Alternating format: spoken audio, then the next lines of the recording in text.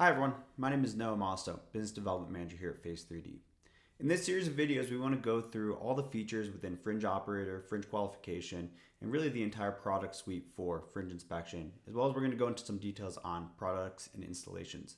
So, as we're looking at this, please make sure to follow us on LinkedIn so you can see what we're doing. Now to start, Fringe Operator with what we're looking at today is really the visualization and analytics tool for Fringe Inspection, our main product which creates height maps. Now today we're going to focus on this 3D model, which is really a view for what is happening in the build in real time.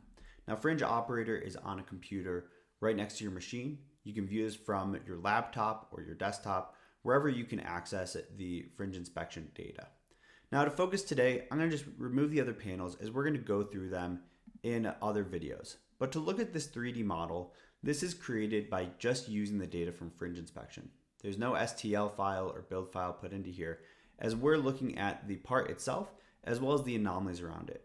Now this data is loaded in real time as data is gathered, and what we're able to do is not only see the part, the geometry, but as well these other colored features are anomalies that we're able to see that are impacting or not impacting the part. Now if we use the threshold feature here, we're able to change how large or small should an anomaly be before we can identify it or really call it out within this 3D model.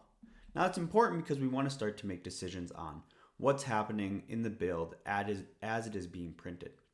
So this is just one feature within Fringe Operator. Please make sure to follow us on LinkedIn so you can see more of what's going on. And we're excited to show you more about what we do at Phase 3D within our Fringe Inspection products. Thanks.